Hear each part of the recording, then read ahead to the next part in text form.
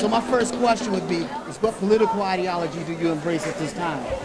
Well, that's a wide question. But essentially, I'm an African woman who believes in freedom and justice, social justice, political justice, economic justice for all people.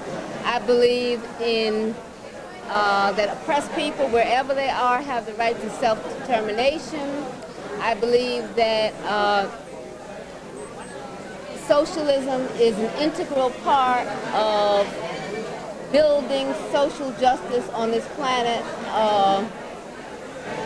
I believe that the priorities of this planet have to be completely changed.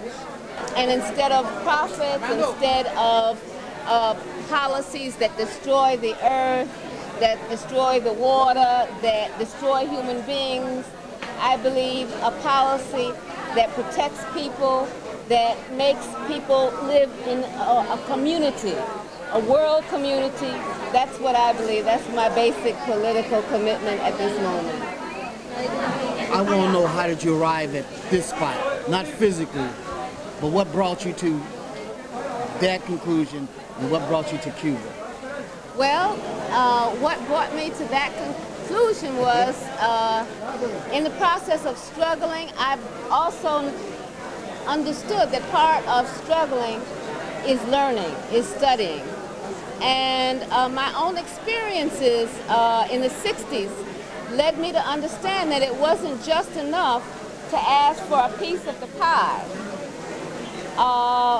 That the whole liberation of oppressed people in the United States had to do not with climbing up some ladder to success, not for asking to be just like Rockefeller or just like DuPont or just like Ford, because that would only continue the oppression and exploitation of oppressed people in the United States, and specifically African people born and raised in the United States. So that I began to understand that more and more the condition of my people, my history, was very much connected with other oppressed people, and I began to see that the same foot that was on the necks of the Vietnamese people, that was on the necks of all oppressed people on the planet, was the same foot that was on my neck. And so I began to understand that imperialism has to go. It is a poison that is killing people all over this world. And I became more and more active, and as I became more and more active, the government became more and more repressive. And in the 1960s, the Black Liberation Movement was the #1 target of COINTELPRO. And the Black Panther Party specifically was targeted by J. Edgar Hoover, the FBI, and the CIA, and all of the repressive forces in the United States government. And so I was one of those young people who was targeted by COINTELPRO because I was an activist, because I was opposed to the United States government's policies, because I was opposed to racism. And so I ultimately had to go underground. I was ultimately captured based on being charged with false charges. I was captured. I was shot with my hands in the air. I was shot in the back. I was tortured, beaten. I was spent 2 years in solitary confinement in men's prisons because of my political beliefs. I was spent 6.5 years in prison in the United States, and what I learned about prison in the United States, that it's a new form of plantation, it's a new form of slavery, it's the United States is becoming more and more a police state in which prisons are nothing more than a concentration camps. It's a euphemism to call what exists now in the United States prisons. They are concentration camps to contain people, to keep them from being productive, to keep them from having a say in their lives, and 1/3 of young black men right now are either in prison or under the so-called jurisdiction of the so-called criminal justice system. So I was one of those people, and lucky enough, I was part of a movement, and my movement helped to liberate me. So in 1979, after being sentenced by an all-white, convicted by an all-white jury, and sentenced to life in prison plus 33 years plus 30 days, I was able to escape in 1979. And in 1984, I was able to come to Cuba, and the Cuban people and the Cuban government welcomed me with open arms. Everybody remember Malcolm. Nobody remembered he started off red. Everybody remembered Jack George after Blood in My Eye. They didn't remember George before Blood in My Eye. What can we say to the community so they won't continue to abandon their young to a system that is corrupt? I mean, what saved me from probably being either a puppet, a robot for that system, or being a drug addict, or just being destroyed by that system, was becoming involved, becoming politically involved, and studying. I will always say, and say to anybody, anywhere, anytime, any place, that being in our struggle has done more for me than I can ever do for the struggle of our people, so that I believe that anybody who wants to be sane and healthy on this planet has to understand that you cannot live at the bottom of a garbage can and be happy. In order to be happy, you have to start to remove the garbage. And that means becoming active, that means becoming conscious, that means becoming aware, and that means studying and struggling and loving and becoming people. Mm-hmm. People who love people instead of being people who are alienated from other people, who are being used by the government. We have to learn a new way of living. We have to build communities, build a sense of community, build a sense of freedom, our own space where we can sit in peace and love. And I think all of that is a process. If you don't grow, then you're going backwards. So I think that you start out bit by bit, and little by little you work from wherever you are to do your bit to the liberation of oppressed people and to making this world somewhere that is livable. We've heard a lot, and I've heard a lot from you in general when I was in the United States, of your clear support of the political prisoners. Yes. The questions that I haven't heard so clearly from other people is, what about that million? You know, can you delineate between the political prisoners, which they say there's 100 political prisoners and prisoners of war, them from the 1.5 million prisoners that they currently hold?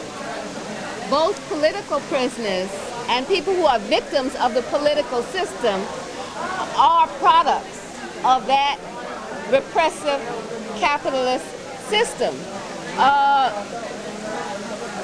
The difference between political prisoners and those who are victims of the politics of the United States government, the racist, at this point, almost fascist politics of the United States government, is that political prisoners are conscious.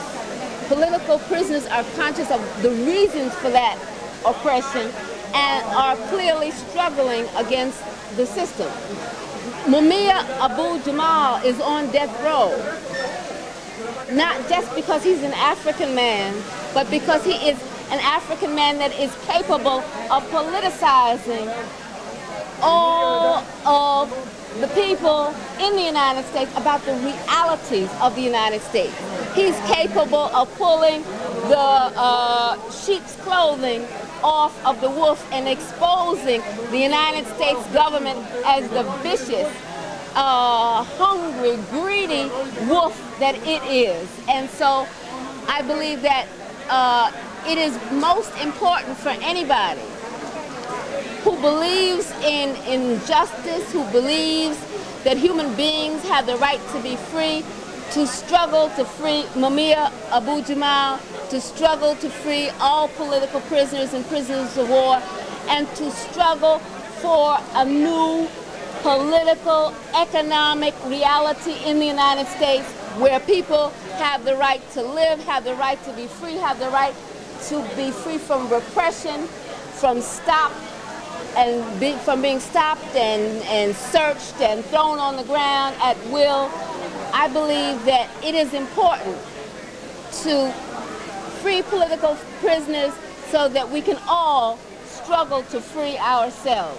Now, what I'm searching for is how important it was for you to receive support in that 2-year period that you was in jail. I think that I was in prison 6.5 years. And support made all the difference in the world. And I think that as communities, we have to understand that our position cannot be the same as the U.S. government's position. What they're saying is that these people are in prison, forget them, throw them out. They're worthless, low-life human beings. We're saying that these are human beings that have been victimized. They might have problems, they might be unconscious, and it is our job as a community to reach out to them, to say, we understand that you are a human being, we give you support, we give you love, we give you what we have, the knowledge that we have to share. I think that our communities have to be more and more involved in helping, embracing, educating, and providing support for those sisters and brothers who are in prison, and preparing conditions so that they can come out and be useful not only to our communities but useful to our struggle for liberation. And I think that it's important for those sisters and brothers who are in prison to remember we are human beings. Do never let them dehumanize you. You in prison, you can be a father, you can be a mother, you can work to educate your children. In prison, you can work to educate yourself. Do not let anybody try to turn you into an animal. That those on the inside must understand that they are in there to grow. The United States government or the prisons cannot rehabilitate anybody, cannot educate anybody. They are criminals. How is a criminal going to rehabilitate somebody? So I think that we have got to educate ourselves and prepare ourselves to fight a repressive system, an oppressive system, and a system that smashes the human being to the point where people don't even remember how to take a walk, how to say good morning, how to smile at each other. We have to take this planet back from the beasts that are controlling it right now.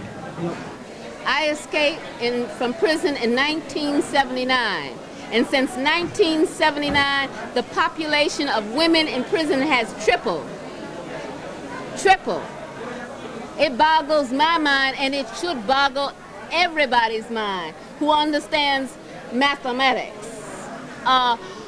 More and more poor women, because there are no rich women, no rich people in prison. So you're dealing with poor women, you're dealing with poor mothers, you're dealing with African, Asian, Latin American, and indigenous women who are in those prisons are being dehumanized, just snatched up off the street, given all kinds of time. And I think that it is important for women to be activists in dealing with women in prison and freeing women in prison and freeing women who are political prisoners, because there are quite a few women who are political prisoners. And I also think that the women's movement needs to deal with those women and to have outreach programs, support programs for those women who are in prison, to help them be united with their children, with their families, because what is happening is there are a whole lot of children out there that have no mother, no father, that are being just thrown out into the street. So I say that if you call yourself a woman that identifies with the liberation of women, then identify with the most oppressed, exploited women in the United States.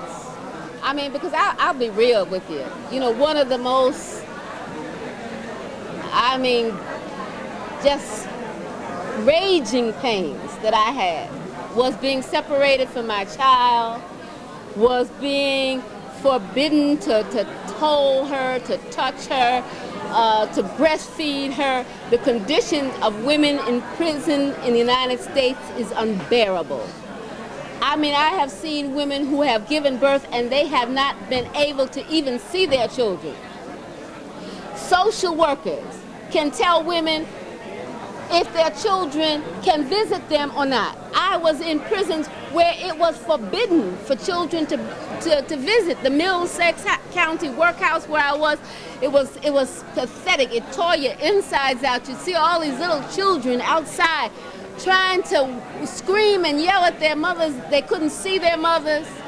It was the most frustrating thing, the most heartbreaking thing that I've ever seen. So I think that anybody who has any human sensibility, who has any commitment to women, needs to get involved in liberating women in prison, in providing support, education, job training, etc. for those sisters who are in prison. There's an effort to destroy our communities, to completely knock out any sense of community that we have. And so drugs, crack cocaine is being pumped up into our communities, and we do not have airplanes, yachts to bring that stuff in. It is being brought into our communities, and people are getting rich from it, and the same people that are getting rich exploiting people all over the world are getting rich, bringing cocaine, bringing drugs into the United States, and I think, and selling a kind of mentality that tells people you cannot function on this planet. So the only option you have is to go somewhere and drug out, get high, spend your whole life in a cloud, a death cloud. So I think that we have to more and more understand that it's not the number of women in prison is not an isolated phenomena. It is a part and parcel of a policy to tell people we don't care if you have health care, we don't care if you have education, we don't care if you have access to social services, we don't care if you have any safety net. All we care about is, will you buy our sneakers? Will you buy our dope? Will you buy our junk? Will you buy our chains, gold chains, silver chains, human chains, whatever kind of chains, they want to put it on you. And so I say that we have got to get rid of that consumer mentality. We have got to get rid of that mentality of being high and wanting to be high. And we've got to stop letting people put it in our communities. I look in magazines, I don't care what magazine it is, if it's for people of color, they got cigarette ads in there, they got billboards with Joe Camel and every other body, you know, trying to get us to get the mentality where we want to be hooked on something, where we can't live without something, and something that is detrimental to our health. So what we need to do is get rid of the million liquor stores in our community, get rid of the liquor ads, the cigarette ads. Do you hear the call on the international community against the United States use of slave labor? Because I'm not hearing it inside the country. Well, I mean, it's very hard to get the message out all over the world because the United States controls the media. And so we have to really work to let people know that in the United States, prisons are being turned into plantations. It's a new kind of plantation with a new kind of slave labor, but in my book, slave labor is slave labor. Okay. And so I think that we have to work to get that information out to people all over the world, because even though a lot of people understand that the United States government is an imperialist country, they do not understand how repressive, how racist, and how reactionary the United States is inside of the United States. Within the United States, I feel like the left have somehow not developed a consistent theory surrounding the incarceration of human beings. I mean, they would save whales, they will jump over, save a tree, but when it comes to saving my ass, it's a whole different question. You know, when you say the left, I think if you don't deal with the issue of prisons today, you're being left out of the left. Essentially, that's just like being in Nazi Germany and not dealing with the fact that there are all these people in concentration camps. There are concentration camps in the United States right now, and I believe that it is immoral. I don't care who you are, what your political beliefs are, whether you consider yourself left, whether you consider yourself progressive, whether you consider yourself part of the liberation movement of oppressed people, whatever your political beliefs are, if they are humanist political beliefs, then you have to deal with the question of people in prison, and you have to deal with the question of crime. You have to deal with the question of justice. But if we do not do it, then the right wing just runs with it and calls for law and order, and law and order to them means just locking people up. It doesn't mean eliminating the conditions that cause people to be in prison. It means eliminating the people. I think that you know, young people need to find ways they can get together. I think they need to understand that they need to struggle right where they are. Deal with the issues that are stabbing them in the side, in the back, in the head, and deal from there. And then build a movement, whether it's at your job, whether it's on your block, whether it's in the prison you are, whether it's in wherever you find yourself at. You start dealing with getting the foot off of your neck. And I think that young people, whether you're in college or whether you're in prison, you need to do what you need to do to make the next century belong to the people, because this century has been 100 years more of slavery. Conditions ain't right for you to return home, and we miss you. What can those sisters do to support you? Well, I think that my liberation from exile, because I have been liberated from the belly of the beast, has very much to do with the need for us as a people to call for amnesty, immediate amnesty for all political prisoners and prisoners of war. Because what happened? The FBI admitted that it had a COINTEL program to neutralize activists. And they neutralized them in all kinds of ways: assassination, false imprisonment, false charges, etc. But they never admitted to who were the victims. Geronimo spent 27 years in prison before they ever admitted. They still haven't admitted it. That's right. But there was enough evidence, and the evidence has been out there for years before he got out of prison. Dhoruba bin Wahad spent 19 years in prison. Those prisoners have been in there a million times longer than they should have. And that's not 1 minute.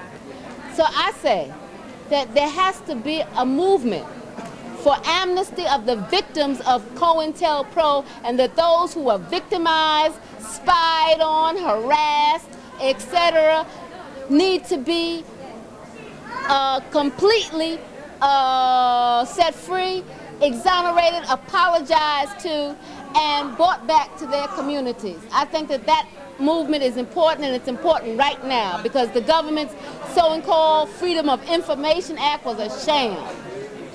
There's nothing free about it. No, not at all. I'm telling you that I got a box, and that was one of my files, and there was 33, a great big box like this, with hundreds and hundreds and hundreds of papers, and 99% of it crossed out. How you gonna call that freedom of information? You know? So I think that we need to be serious about building a movement for amnesty right now for those political prisoners and prisoners of war. And I don't think yesterday is too soon. I just want to say, sisters, I love you. I'm so proud. Go out and multiply yourselves. Go out and get another sister. Go out and talk to anybody and everybody that you can to raise people's consciousness and to build a huge movement, not only to free political prisoners, but to free all of our people from the prison that is the United States of America.